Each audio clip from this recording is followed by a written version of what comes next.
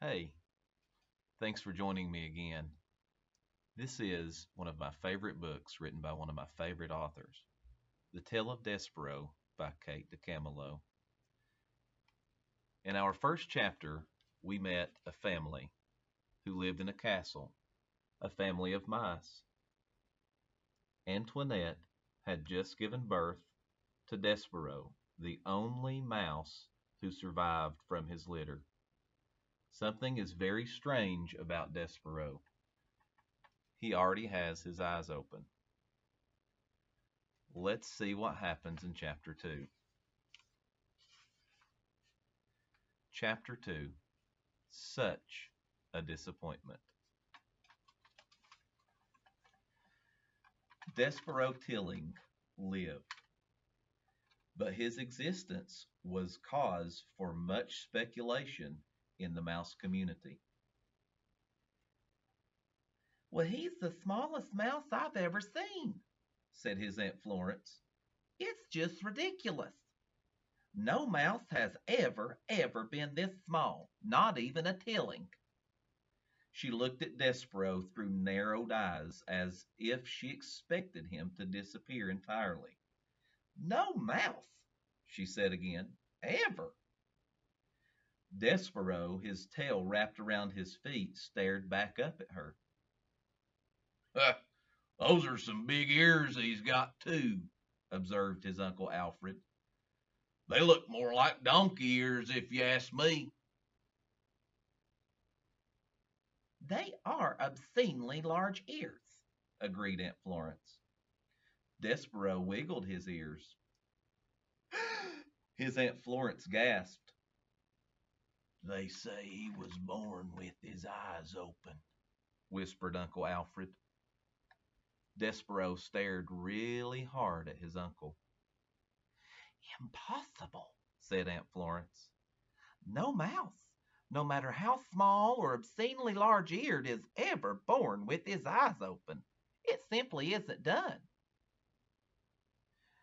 His pa, Lester, says he's not well, said Uncle Alfred. Despero sneezed. He said nothing in defense of himself. How could he? Everything his aunt and uncle said was true. He was ridiculously small. His ears were obscenely large. He had been born with his eyes open. And he was sickly. He coughed and sneezed so often that he carried a handkerchief in one paw at all times. He ran temperatures. He fainted at loud noises. Most alarming of all, he showed no interest in the things a mouse should show interest in. He did not think constantly of food. He was not intent on tracking down every crumb. While his larger, older siblings ate, Despero stood with his head cocked to one side, holding very still.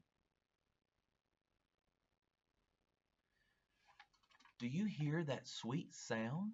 He asked. Ugh, I hear the sound of cake crumbs falling out of people's mouths and hitting the floor, said his brother Talise. That's what I hear. No, said Despero. It's something else. It sounds like um honey. Ah, you might have big ears, said Talise, but they're not attached right to your brain. You don't hear honey. You smell honey when there's honey to smell, which there isn't. Son, barked Despero's father, snap to it. Get your head out of the clouds and hunt for crumbs. Please, Said his mother. look for the crumbs. Eat them to make your mama happy. You are such the skinny little mouse. You are a disappointment to your mama. Sorry, said Despero.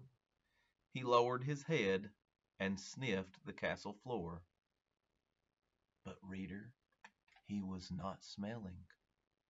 He was listening with his big ears to the sweet sound that no other mouse seemed to hear. I wonder what he hears.